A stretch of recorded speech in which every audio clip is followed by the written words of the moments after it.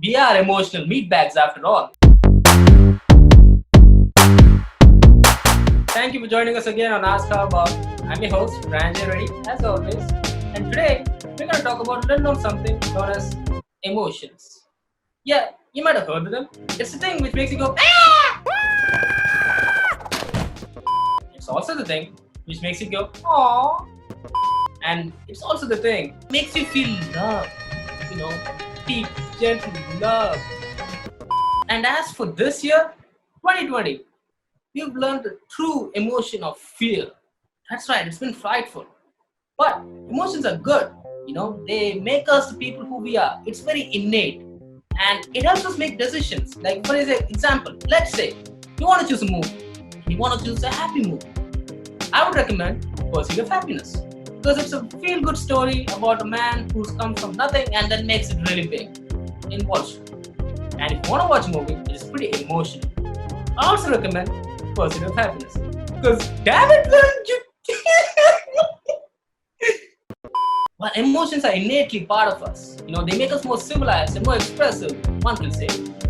But also, they can take us down to pretty deep places where we don't want it to be expressed. And especially right now, in the times we're living in, those emotions can lead to magisterial crimes as seen rightly before. Well, emotions do drive us a lot. I mean, let's face it, we are emotional meatbags after all. But let's look at it from the flip side. Logic. Logic is a part of us. As much as emotions are innately part of us, logic is innately part of us as well. But how do we interact with each other? How do they interact with each other? Well, while we are driven by emotions, logic drives us as well. And I want to know what happens if we're driven just by logic. Rather, to be more precise, I want to understand what would happen if we were to think critically. And so today we're going to take a deep dive into how emotions affect our decisions, and we're going to look at it through the lens of critical thinking. So the expert we have on today is Dr. Milan Pandya, who's a critical thinking expert, an augmentation specialist. He's involved in designing courses in critical thinking and augmentation, and he has trained over 30,000 students in India. He got his doctorate from the Sardar Patel University, and he's a published author with 2 books. To add to his resume, he's been a guest lecturer and assistant professor in various universities. Now, those are his, work titles and things he does, normally. But here's a title you might have never heard of. Right? Ready for this? According to legend, he was supposed to be the actor in King's Speech because his oration skills are to the next level. Some people even don't even classify them as human oration skills. Some people think it's alien, or rather, just not natural. That's how good he is. So to find out more about how he got his oration skills and about critical thinking and how emotions affect our decisions, here's the interview. Dr. Milan Pandya, thank you for joining us today, and I'm glad to have you on our show. First off, I hope you and the family are safe. We are. Thank you so much for inviting me. It's a pleasure to be here. I'm glad you feel that way. And for all the viewers who don't know this, Milan Pandya is now in Canada. So Ask How About is officially an international program. So thank you for making that happen. Oh yeah, absolutely. Yeah, bringing all the love and coldness that you can expect. I mean, I think what I hear about India, like it's so much needed there, right? With the temperature rising up and all. Yeah, definitely. I mean, it's a different perspective, but I prefer the warmer climates, and that I'm acclimatized to that much more. So before we talk about how emotions work, or rather how emotional I am right now that you're on the show, I want to understand, sir, what trauma led you to be a critical thinker? Oh God, I mean, trauma, that's a strong word, right? So there was a trauma, there was not a trauma. I think this story is going to speak of I mean, it. let me just preface that, because Yeah. I use the strong word trauma because in critical thinking it's pretty logical and you don't necessarily use emotions, and so you have to become a stone cold killer from the inside if you want to be a critical thinker, from what I understand. So trauma Okay. must have led to that. Yeah. So I mean, let me start by putting it this way.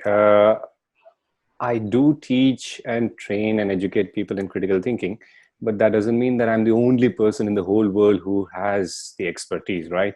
I mean, every human being that's ever been born and lived on this planet is a critical thinker, basically.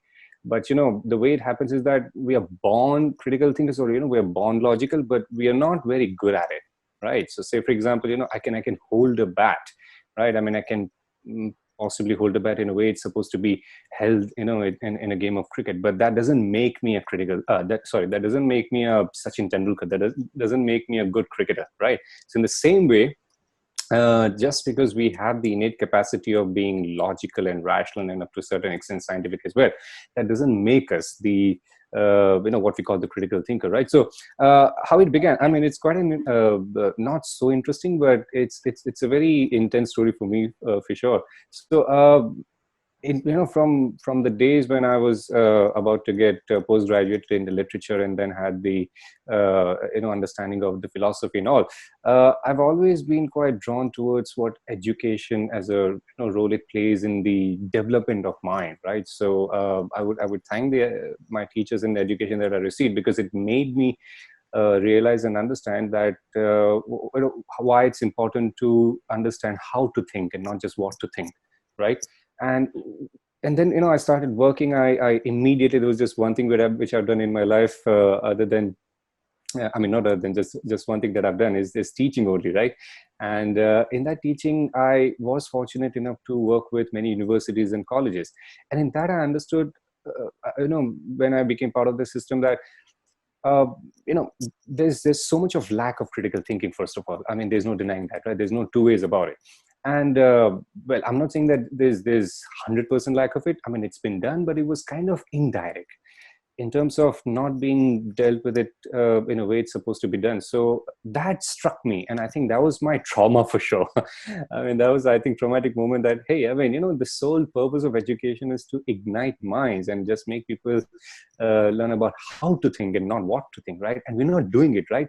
And there I sort of took it as mission of my own, right? So all the places that I would be teaching, I wanted to advocate for a course in critical thinking, and not just expect like a very important skill like critical thinking to be taught as a byproduct of it, right? So I think a trauma would be that the circumstances and the situation that were around me in the education and academic arena that led me to, or rather motivated me to take up this job on my own. Speaking of, that's a wonderful mission, to be very honest with you. And speaking of your mission, you have pretty unorthodox methods in terms of teaching critical thinking, if I may say so myself, because you use Game of Thrones as a template to teach critical thinking. I just want to find out your insight on how you go about that. Yeah, so as I've said before, we all are critical thinkers in a way, right? But just like you're not born as a violinist, okay?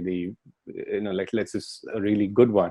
I mean, you have to learn to be one, right? So in the same way, my understanding was that the people in the context and the culture and the part they are into, right? I wanted to bring an experience where they could relate more.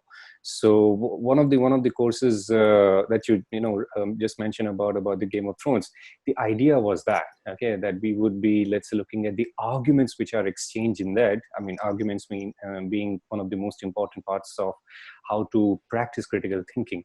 And that's exactly what we did, and it received a huge response because my students were connected with that. They were well versed with the context and what used to happen in there. So I mean, the creativity is always been helpful, right? I mean, what you need to do is you need to understand like what people know about and do it. So I mean, there's no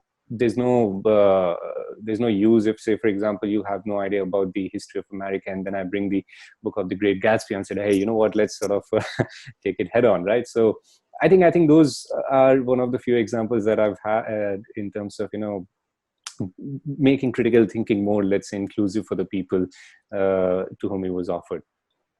Well, I look forward to the lecture on Game of Thrones if you ever have one, because I have a serious problem with the way they killed off the Night King. All right, they build up 7 years and then you just kill him off. I'll go on a rant about it, but okay. Coming back to the topic. Being a critical thinker, right now in today's situation, a lot of emotion has driven us so far. Especially today with the riots and mass hysteria, it's led by fear or anger, and maybe even other emotions which I'm not capable of perceiving or rather understanding. But as a critical thinker, where would you place fear? Right, right. So it's such an important question, I say, right? And fear, along with the other powerful emotions, they constitute our identity, and they constitute a major part of how we take decisions, right? So let me start by putting it this way: what is critical thinking, first of all, right? I mean, if you were to simply Google about it, you'd come across hundreds of definitions, right? And I'm not going to boggle you with all of them. What I'm going to, offer is like something which I have been using quite conveniently in my lectures and classes, and it's something very easy for people to understand as well. So it's basically, it contains the practice of three words, right? So logical, rational, and scientific, right? So when you combine these three skills, okay, it's called critical thinking, right? And as I said before, it's not that we don't do that. I mean, we do it, but you know what? We do it as and when we need it, but then mostly our behavior, mostly our decision making is not drawn towards it. Okay, I mean, say for example, if I really like phones and I have an X budget and then I want to get the best phone, right? I'm going to be extremely analytical in terms of what's my budget, what's the market scenario, which phones are better and which models are good, and all of it, right? So there, But not to interrupt, but I thought if you had money, you go for an iPhone. Oh yeah, yeah. So see, that's also an example, right? That I mean, if let's say everyone around you is buying phone, and that's an evidence that you have, right? That hey, that seems to be like the general consensus. Is that the good reason, evidence in itself to buy that phone without putting my effort into it, right?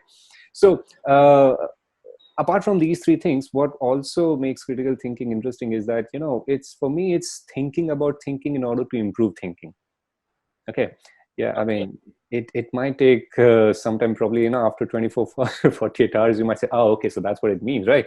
But you know what? The emphasis, I mean, this one word has been emphasized 3 times: thinking about thinking in order to improve thinking. Okay. That's So, a single. yeah, I mean, yeah, let's see it this way. So, what we are, in a way, we are what our brains are. Okay, I mean, this 3 pound of great jelly that constitute our identity, right? And that's there in our that's there in our mind, right? That has the ability to do the thinking for us, right? I mean, it can feel, it can extrapolate, it can deduce, it can infer, it can calculate, it can do all these things that we primarily call thinking, right? And I think that brain actually is the reason why we are not just on top of the food chain in the whole world, but also, our intelligence is unmatched compared to all the other organisms out there, right? I mean, by that, you're not going to be claiming that, the other organisms are not intelligent enough, right? They are, but the capacity with which we are able to, do certain things, right, is absolutely unmatched, no doubt about that, right? So that's a good sign, right? I mean, that's something so proud that we are on about. But at the same time, it's also the house of a lot of biases and inconsistencies and fallacies and idiosyncrasies and what have you, right? So that's exactly where critical thinking comes in. Like, we all can think, right? I mean, if you are a human, you are able to think, right? That's the general understanding, but doesn't mean we're all critical thinkers. Okay, I mean, say for example, if I were to say that, ever since I've been born, I have been breathing. Okay, that's why I'm alive, right? But can I also say that just because I've been doing something for a long time, ever since I was there on earth, I've been also doing it in the perfect way? No. Otherwise, what are pranayam for? Okay, what are the other breathing exercises for? They primarily, let's say, make us realize and learn about how a certain kind of breathing helps us to achieve certain goals. So take critical thinking that way, right? That we all think there's no effort that we have to put. It happens automatically. We do it all the time. But just because we are thinking doesn't mean it's critical in nature. Yeah. So just to clarify, so if the feelings we're feeling right now, Yeah. let's say fear or even happiness for that matter, it does affect our emotions. It does affect the way we react, the way we think. And how do you put that in perspective? Let's say if I'm afraid and taking a decision, is that the most critically apt way to do it, or rather the most logical way to do it? I figure not. So Yeah. how does critical thinking view upon that matter? Yeah, so if I were to take this reference from the Star Trek mythology, the Vulcans, right? I don't know if you're, if you're acquainted with that. I mean, those are the one of the most logical and rational beings, as it were to be in that, right? Well, So we Sheldon human. made sure that I am Oh yeah. yes. Oh yeah, Sheldon would be, yeah, but you know what? I mean, if you were to sort of look at the Big Bang Theory's progression towards the late seasons, Sheldon doesn't entirely live up to what he used to be before, right? Yeah. So that's there. But yeah, I mean, that's a, like a really good example, like, like perfectly rational beings, right? And I'm not saying that's a good idea, but what I'm trying to say is this. Now, we have the capacity to logic, but we're not entirely logical. Okay. If one were to just do an experiment of, let's say, 100 decisions that you have taken over a period of a week, right? Let's say you've taken 100 decisions. Say for example, you voted for someone, you bought someone, you decided to like someone, not like someone, you decided to be part of someone, you decided to create a belief or disregard a belief, whatever, etc., right?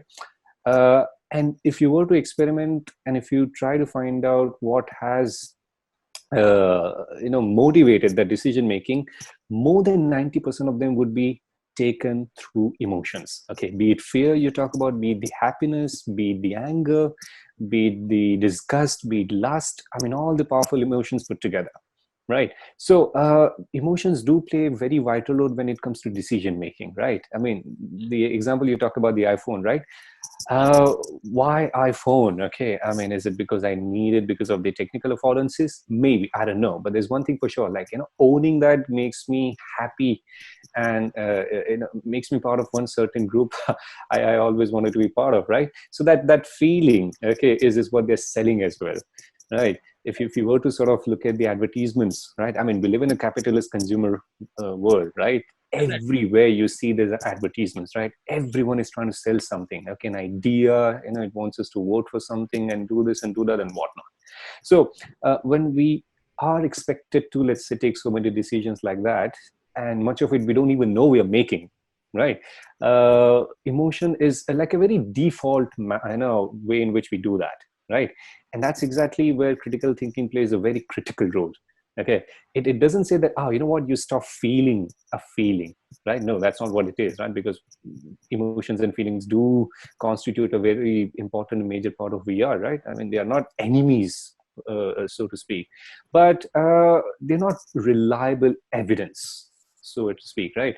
I mean, say for example, I hate X person, and in that hatred or something I feel like harming or killing, right? And if I were to, if our minds were to be just governed by the feelings, right, then I think there would be a good reason to just go and commit that. But we don't do that, right? I mean, thankfully we don't do that. We still do that, but not everyone all the time would do that. Yeah. So But that's yeah, that's where the point of understanding emotions and realizing what role it plays in decision making becomes very important. but that leads me to my next question. For example, how, yeah, critical thinking, being logical is a part of us, just like emotion. Both are Yeah. very innate. That's what makes us us. But how natural is it though? Because it will affect our social lives, if I'm not mistaken. Let's say we're going out with someone and you cannot critically think when you're out on a date. Now, correct me if I'm wrong, emotions drive us completely there. you know? Oh So god, how does yeah. that affect if you're completely critical there? Yeah, I mean, there's no denying that this, and I'm glad you brought this question because it's so important. Not because Yeah. I'm some sort of the expert in how 100 ways to, let's say, I mean, be on one okay, date or let's be something, honest. right? You're But pretty much truly an expert in this subject. Come on. I mean, yeah, so let's say the decision that we make, okay, say for example, the one of the most decisions about, like, who should be the person that becomes a life partner, right? I mean, the person that we want to spend our time with and all of it, right? And those are some of the very personal decisions, and I tell you, the more personal the decisions are, the more critical it becomes in nature as well.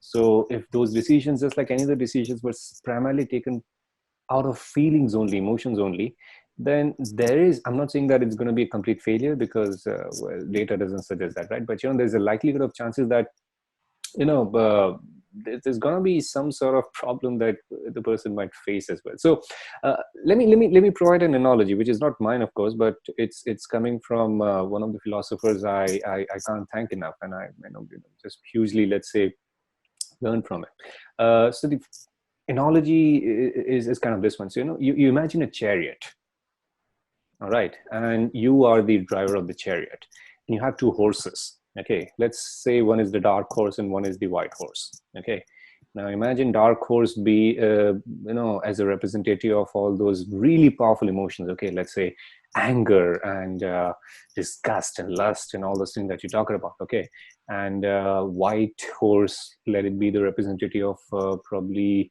happiness and joy and let's say positive emotions. Okay, if we can call that, right. This analogy expects us to view our life in that way, right? That we are the chariot. We're the driver. Okay, we're the driver on the chariot. We're the pilot, right? And we need to pilot them, right? Now, how are we going to exercise control over these two? Because if we are simply led by where these horses would take us, then we're not going to be in control of, let's say, what decisions we've made. Right. So the job of piloting is done by the power of logic and rational thinking and scientific thinking. In a nutshell, what we call critical thinking, right? That the ability to pilot them, the ability to control them, right? Not whip them out and make them our slave or something. Not like that, right? No, listening to them, of course, but understanding what they want to do and where they want us to lead, right? So that's the role of logical, rational, and scientific thinking, so to speak. Yeah. So, leading from that, how much do you think the information portrayed to us, or rather, the information we get from social media or news, affects our way of thinking? Because let's say, I'll give you a simple example. The death rate of COVID-19 is approximately 2.5% in some countries, whereas that seems pretty low. So we are like, okay, that seems pretty low. That's like the rate of flu death rates. But yeah, you say there are hundreds of thousands of people dead, which is also true. Both of these facts are true. But the way it's portrayed raises alarms in our own body. Like, something is like, okay, that's something wrong. So do you think the way information is portrayed to us affects our emotions, and hence we lose our ability to think critically?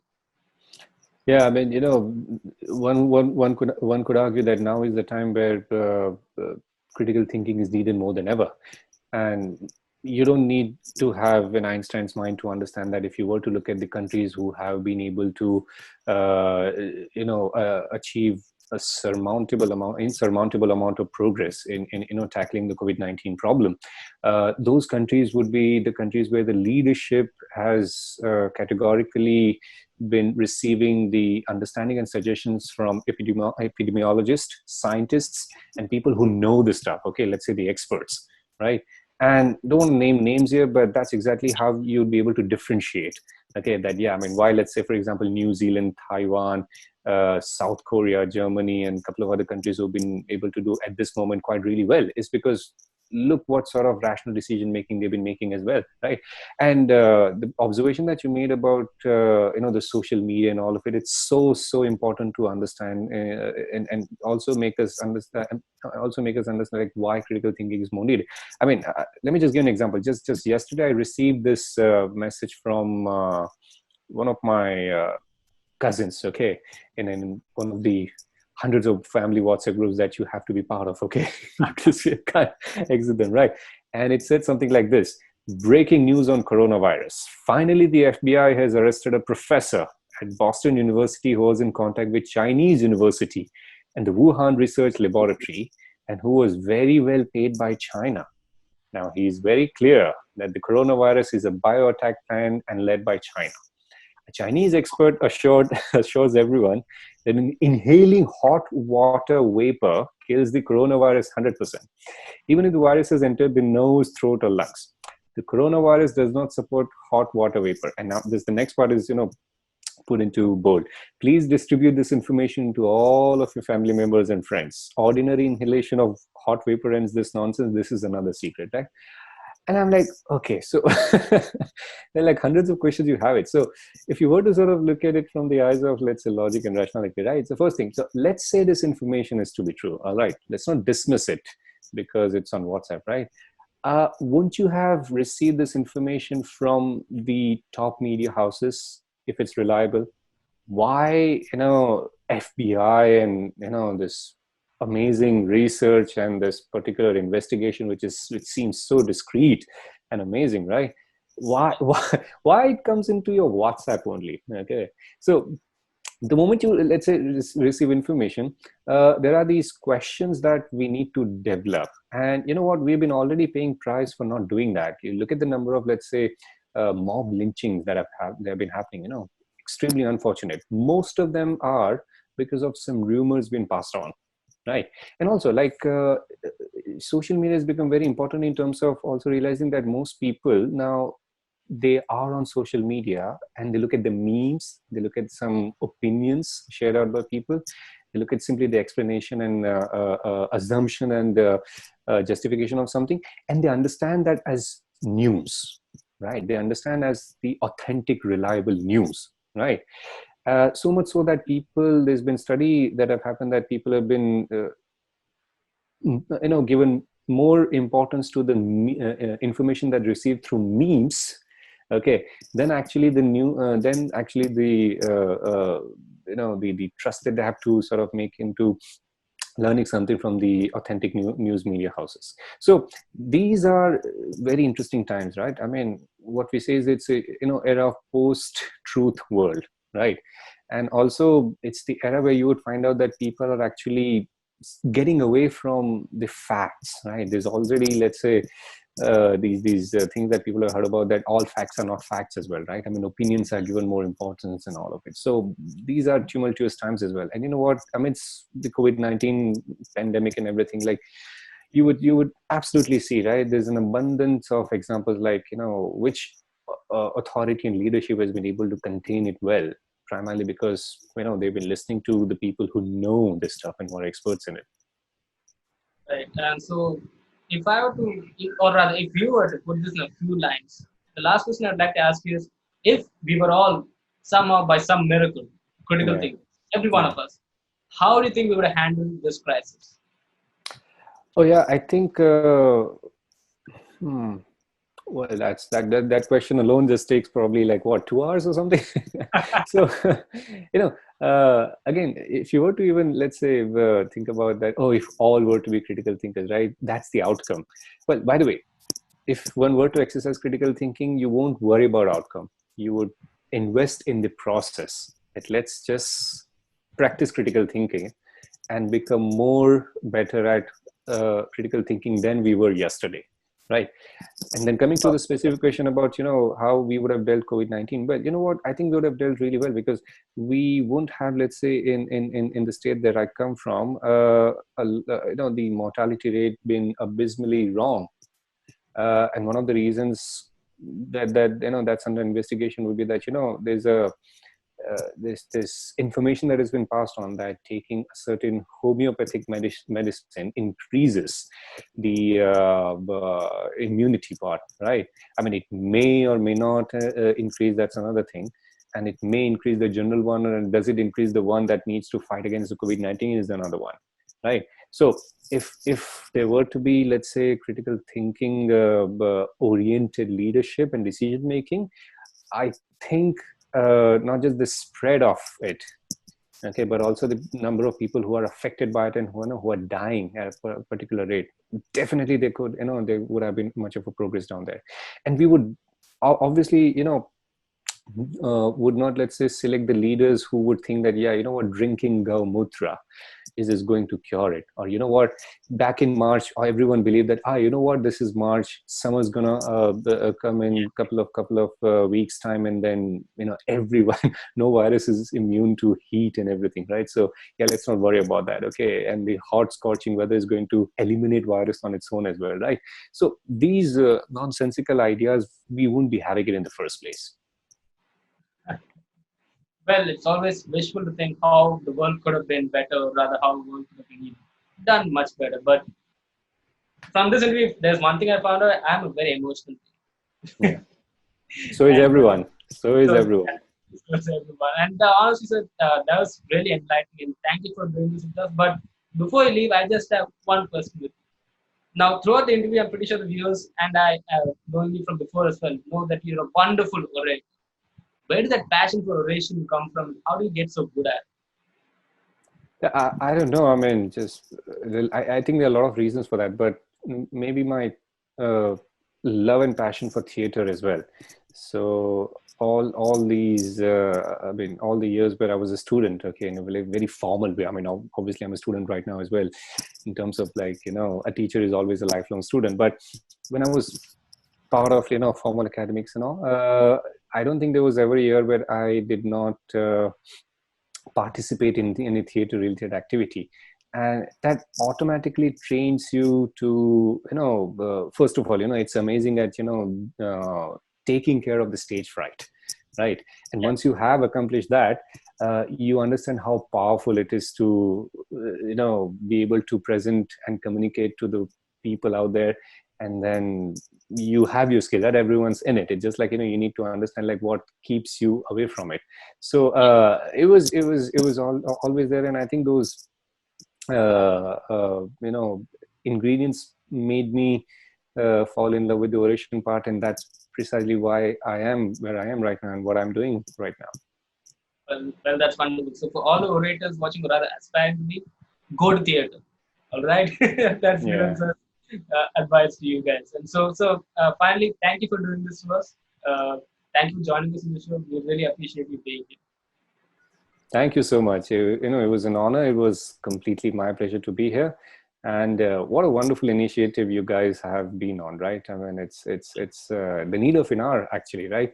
And ever since I listened to the first episode, I became a total fan of yours, right? So more power to you, more support to you, and just keep on it, keep on the wonderful work, and always stay logical.